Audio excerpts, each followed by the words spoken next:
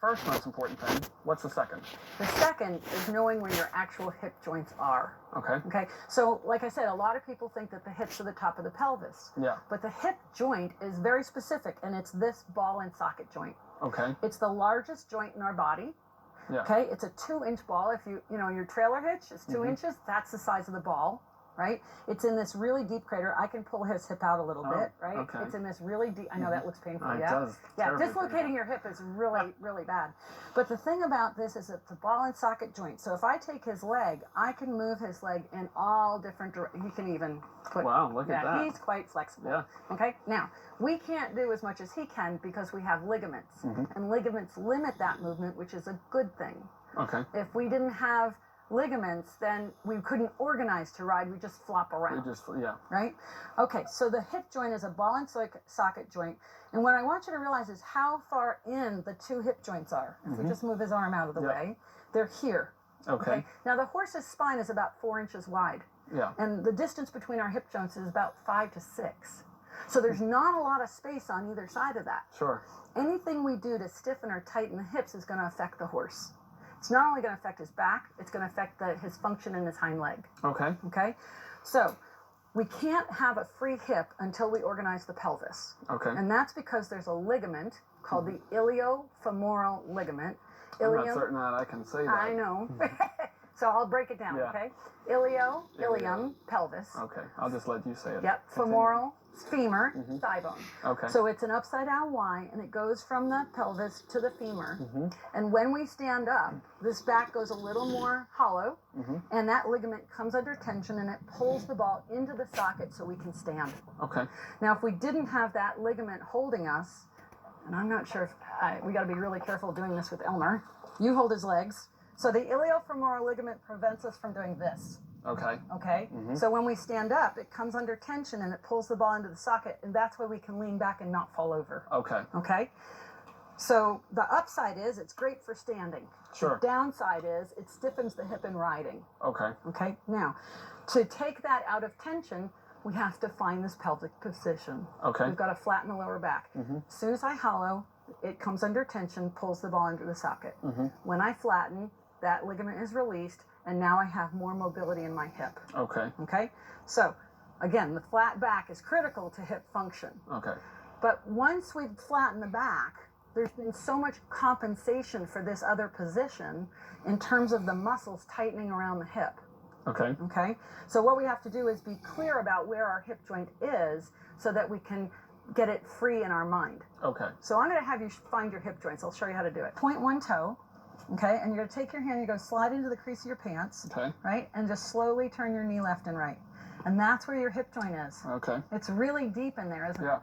When I ask most people, they'll either point Yeah, they point like right up to this. here, Absolutely. or they'll point over here, Yeah. right? But from the front, it's right there. It's right in there. And okay. so when you're sitting in the saddle, if you just put one hand on your lower back and flatten your lower back, and then you take your hand and you slide in and you just picture this joint being greasy, it will change your horse. Just that. So just take your hand, put it on your lower back, okay? Hollow a little, okay? And then come back to middle, and then round, and find middle. There you go. So now the widest part of the seat bone's on the stool, right? And then you just take your hand and you slide into your crease and just turn your knee a little bit and feel where that hip joint is. And what you want to realize is that the seat bone is below the hip socket. Okay. When we're sitting in the saddle, I'm going to take him off the stand again. And if you just hold his knee in a slightly bent position, with his leg more underneath him. There we go. I'll get his arm out of the way. Okay. If I hollow, my seat bone is behind my hip. Okay. Right? See that? If I round, which is really hard for him to do, the seat bone is going to be ahead of the hip. Okay. When I'm in the middle, the hip joint is directly over the seat bone. Okay. Now, if we just lift his leg for the camera, you'll be able to see, here's the seat bone, here's the hip joint. Okay. So one of the things that's actually good for a rider to do is kind of what we did here. If you just take your leg, especially on an English saddle, and just put it up over the flap to settle your seat bone in the saddle. Oh, okay. Right? And then bring your leg and slide it back down. You've got that stabilized, and then you've kind of let the hip relax a little bit, and then you just bring your leg back into position. Okay. All right. So knowing where your hip joint is and having the flat lower back so it can do its job, that are the most important things that I teach, and I teach it everywhere I go. That's great. Like 99% of my students don't know where their hips are. I believe that. Yeah, till I get done with them. Hey, are you on social media? Now you've gone through the first most important, the second most important thing. You have a third. Yeah. Tell us about that. So the third most important thing is the foot in relation to the stirrup. Okay. All right. So most of us don't realize how much pressure we're applying to the stirrup. And when we put pressure on the stirrup, what's actually happening is that pressure is traveling up the stirrup leather and going onto the stirrup bar. Sure. And so it's pushing the horse's back down when we want the horse's back to come up. Yes. And the reason we're putting too much pressure on the stirrup is because we've lost the meaning of heels down. So when I was a kid, heels down meant weight in the heel without pressure. And weight in the heel. Weight in the heel, the ankle's still going to be functional and it's going to be able to give. Yeah. And now we've gone to pressure. Everybody braces against the stirrup. They push it forward. Which I think is also where you see really big in the Western world, whereas they try to put their heels down and they have a long stirrup, almost a little too long in certain aspects. They really throw their feet forward and get that chair position too. And the thing is, the minute the knee starts to straighten, you're pushing. Correct. Right? Yeah. So there's a really interesting thing about one of the reasons why we wind up in this hollow back pattern. Okay? And that's because the nervous system knows the difference between flexion and extension, but we've confused the words. Okay. Okay? So if you take your hand and close it, that's flexion. Okay. And if you extend your fingers, that's extension. Okay, now flex your ankle. So flex it would be... Yeah, that's extension. That's extension. Correct. Because you're... And I'll explain it. Okay, and notice that your knee straightens. So this is where we get into trouble. Because people say heels down or toes up. And in the nervous system, it's actually moving into extension.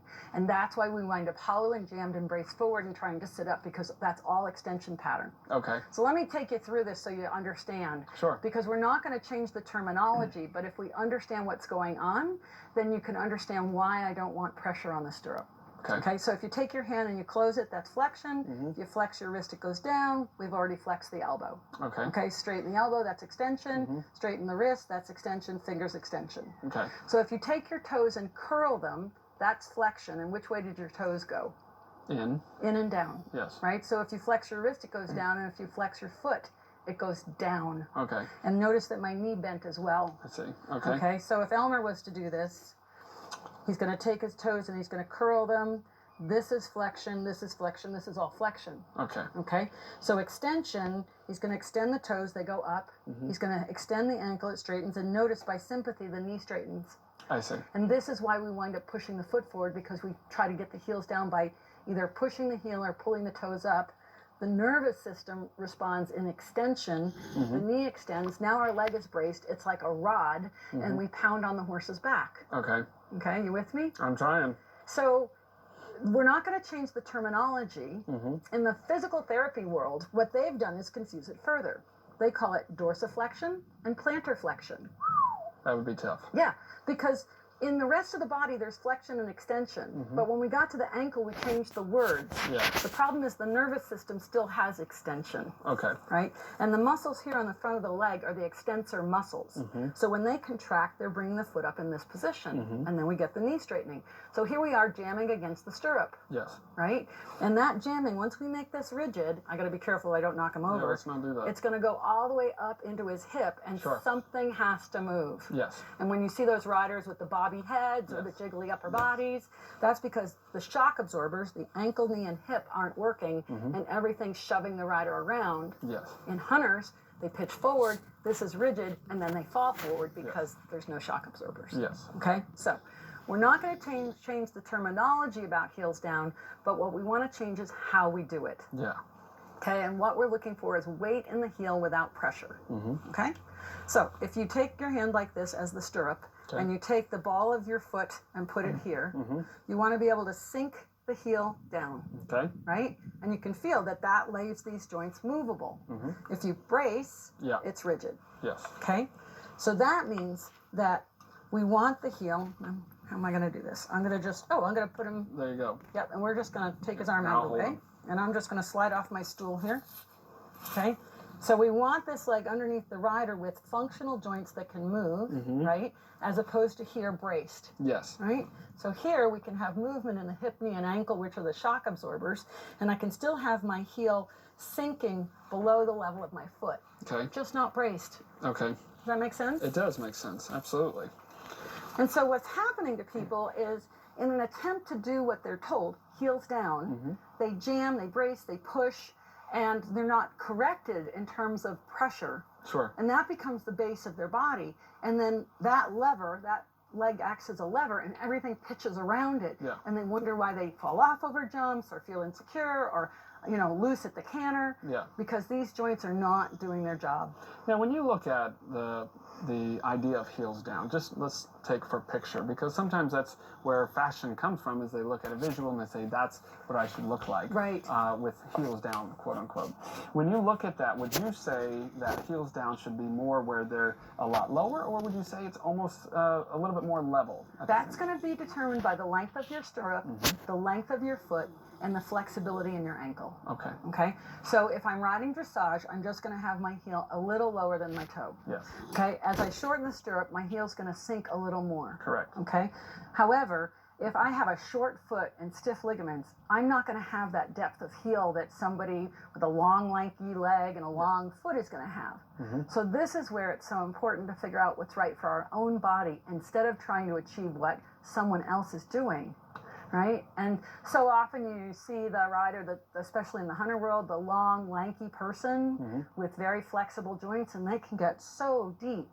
But then you take someone with a short little foot and kind of a fat, short thigh and a shorter leg, and they're not going to be able to get there. Sure. But it doesn't matter. They just have to have a functional ankle as opposed to forcing it down. Yeah. And that's where we get into trouble. So you're saying that people brace a lot through the leg. Why is it that they brace up so much? So they're trying to achieve heels down, but what's happened is they've used pressure instead of weight. Okay. And so what happens is once the foot starts pushing, the brain's not going to let go. In other words, if I'm pushing my foot forward and now I'm balancing my head over my foot, I'm not going to change my foot because I feel like I'm going to fall forward. Okay. So what we have to do is come in and retrain the nervous system as to what is the appropriate amount of pressure to the stirrup. And rather than this pushing, just have weight. Okay. And to do that, I'm going to do a little Feldenkrais lesson with you called the artificial floor. I call it grounding the foot. Okay. And I'm going to use your hand instead of your leg because we're not on the horse right now. Okay. So let your arm hang. Okay. Do you have one shoulder? Actually, it's your left shoulder that's higher than your right. Okay. So I'm going to come around on this side of you. You just step over there. Great. And so if this was the rider's leg, what I want to do is give you an experience that shows you don't have to work so hard to have your foot in the stirrup. Okay. And that's going to allow you to have weight without pressure. All right. Okay? I'm just, let your arm hang. Yep. I'm just going to slide my little board underneath your hand, and I'm going to do this a few times. And you notice I'm not using a lot of pressure, right? Okay. So I just meet your hand, and then I really slowly release. And I'll do this a few times. Okay. Okay? And so I'm just going to come in again. Just going to avoid your sweater. Okay? And feel now we have a little tiny more movement in the wrist. Okay. Right? And so all I'm doing here is exploring with this surface and looking for where you move easily and where it's sticky. And instead of what we typically do, which is try to make that spot be clear, Okay. I just work where it is easy without forcing. And it's important for my hand to be as relaxed as possible. Correct. But most people don't know what relaxed means, right? I understand that. They have underlying tension, and that's the thing. That's what we're trying to discover with the board under the foot with the rider, right? Because they don't realize they're bracing or pushing. And just doing this a few times, really simply and easily, imagining that this is the rider's foot. Can you feel now we have more movement? Okay. Right? And it's not that I have to have big movement. What's important is that I just come up and meet you and then really slowly, feel how important the slow release is? Yeah. Okay? Now notice the difference between your two arms. So I feel like this one has lengthened, Right. my left. And so looking upon me, would you say that? Wow, this shoulder's really dropped. Did it drop? Yeah. Okay. Yeah. That was my question. Yep. I could feel it starting to drop. And your hands, this one looks lower now. Okay. How long did that take? 30 seconds. Right. So that's the thing is most people think they have to work hard to make a change. And with using Feldenkrais method or something as simple as the board under the foot, change can happen rapidly when we talk to the nervous system in a way that makes sense to it. Okay. In other words, I showed you that there was tension, but I didn't like try to do range of motion or any of the things typically done in PT. Okay. And just meeting you, and it's that real slow release. Did you feel how your arm wanted to follow it down? Sure. Yeah, and so it starts to lengthen down to the board, and that's what we want the leg to do in the stirrup. Okay. We want the leg to lengthen to the stirrup so that we have weight, the weight of the leg, without pressure, adding a force. So I'm going to let you have Neville, and you can rest him over there. Okay, I'll set him down over here. Yep, and I'm going to take my little magic board, and we're going to have you take your foot out of the stirrup, and I'm just going to move your horse's leg a little bit, just so I have space, okay? Yeah, it's okay. There we go. All right, and I'm going to come here. It's all right. She wants to keep it back. And I'm just going to place this board under your foot, and your job is to let your leg hang. Okay? So notice what your horse already did. Yep. And she took a breath, right? So I'm going to do this a few times. Now, Scott, the key here is that I'm not using a lot of force. In fact, I'm just meeting her foot with the board. Okay. And I can do it. I don't know if that makes a difference which Either color. one. Yep. Right? And I'm just coming up and meeting it, and then I'm really slowly lowering it. And what you're trying to do is get her to extend her leg out? What I'm trying to do is get to her brain. Well, good luck. There's been a lot of years trying. Okay, so the nervous system runs the show in terms of motor function. Okay. If you don't realize that you have a habit, you can't change it. Yeah. Okay, so if I give you an apple and an orange and I tell you to pick the banana, you can't do it unless you have one. Sure. We do not recognize how much we are pushing against the stirrup. Okay. Okay, what did you learn to do around 7 months of age? Walk. Correct. And what did you have to do before you walked? Run. Nah. Well, we crawled. I guess. Crawled. And what's in between crawling and walking? Sitting there doing nothing. Well, how about standing? You had to learn to stand. Yeah. Right? I thought you said before. Before. Well, I thought you said before you do before crawling. I'm like, well, you pretty much do nothing. between crawling them and is walking is standing, right? So around 7 months of age, every child, if it's going to walk, has to learn to stand. And what they do is they'll grasp, and they'll pull, and they push. Sure. If they do not push, they will not stand. Okay? So how old are you? 26. So you've been standing for about 25 years? Thereabouts, right? We have no idea how hard we push against the earth. Why? Because the earth doesn't care. Sure. Right? So we can push harder than we need to, and we just might get stiff joints. In the saddle, when we push harder than we need to, we're pushing against the stirrup. Two things are going to happen. One, the stirrup acts like a pendulum. So if we push hard against the stirrup and we swing it forward, now our leg is out from underneath us. The second thing is, the harder we push here, the more pressure there is on the stirrup bar. Yes. Because of Newton's third law. Yes. So, okay, so now we're putting all the pressure on the horse right behind the shoulder, pushing the back down when we want the back to come up. Correct. Okay? So, yelling at a student to take weight off their foot or decrease their pressure doesn't work because they don't even know they're doing it. Sure. So with the board under the foot here, what I'm doing is I'm quietly talking to her nervous system. Okay. And this is a classic lesson created by Dr. Feldenkrais. Okay. The Feldenkrais method. In the Feldenkrais world, it's called the artificial floor, Okay. and typically done with the person laying down. All right. Right? But I adapted it to the saddle in 2002, and the beauty of it is our weight is supported by the saddle and the horse, so that the leg can hang. Okay. Okay? So I'm just going to do this a couple of times, and then we're going to send you for a walk. Okay? RFD-TV presents a special once-in-a-lifetime ag and cultural travel tour to Canada. Join us August 29th through September 7th as we